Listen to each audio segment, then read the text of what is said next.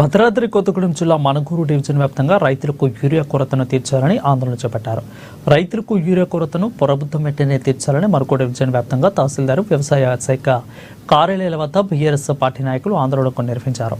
రైతులు వరి నాట్లు వేసి నెల కావస్తున్న కాంగ్రెస్ ప్రభుత్వం యూరియాను సరఫరా చేయడం లేదని, ప్రభుత్వం వెంటనే రైతులకు యూరియాను సరఫరా చేయాలని డిమాండ్ చేశారు. ఇక యూరియా కొరతను పరిష్కరించుకుంటే భారీ ఎత్తున ఆందోళన ధర్నాలు నిర్వహిస్తామని హెచ్చరించారు. రైతులు ఈరోజు భద్రాద్రి కొత్తగూడెం జిల్లా బీఆర్ఎస్ పార్టీ అధ్యక్షులు పినపాక మాజీ శాసనసభ్యులు గౌరవనీయులు శ్రీ రేఖా కాంతారావు గారి ఆదేశాల మేరకు ఈరోజు మణుగూరు మండలంలో ఏదైతే రైతులకు యూరియా సరఫరా ప్రభుత్వం చేయటం లేదో మరి దానికోసం ధర్నా కార్యక్రమం నిర్వహించడం జరుగుతుంది.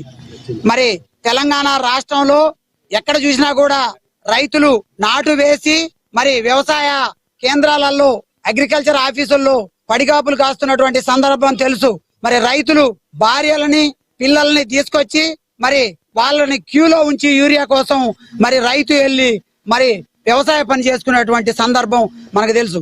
ఎక్కడ చూసినా కూడా తెలంగాణ రాష్ట్రంలో యూరియా కోసం రైతులు పడిగాపులు కాస్తూ మరి ఈ మధ్య నిజామాబాద్ జిల్లాలో కూడా ఒక రైతు తెల్లవారుజామున వచ్చి రాత్రి వరకు యూరియా దొరకని సందర్భంలో మరి హార్ట్ అటాక్ తో చనిపోయినటువంటి పరిస్థితి కూడా మరి మనం చూస్తా ఉన్నాం.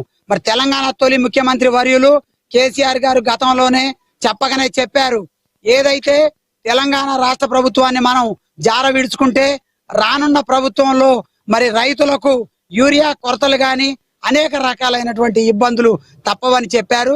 కేసీఆర్ గారు చెప్పిన విధంగానే ఈరోజు మరి ఒక్క బొట్టు కూడా యూరియా లేకుండా రైతులు ఎంతో ఇబ్బందులకు గురవుతున్నటువంటి పరిస్థితి మనకు తెలుసు. మరి ముఖ్యమంత్రి రేవంత్ రెడ్డి గారు ఢిల్లీకి చక్కర్లు కొట్టడం మాని తెలంగాణ రాష్ట్రంలో మరి ఎంత వరి సాగు చేశారు, దానికి ఎంత యూరియా అవసరం ఉన్నది ఎంబటే కేంద్రంతో మాట్లాడి ఆ యొక్క యూరియాని తీసుకొచ్చి తెలంగాణ రైతుల అవసరాలు తీర్చాలని చెప్పి ఈరోజు మణుగూరు బీఆర్ఎస్ పార్టీగా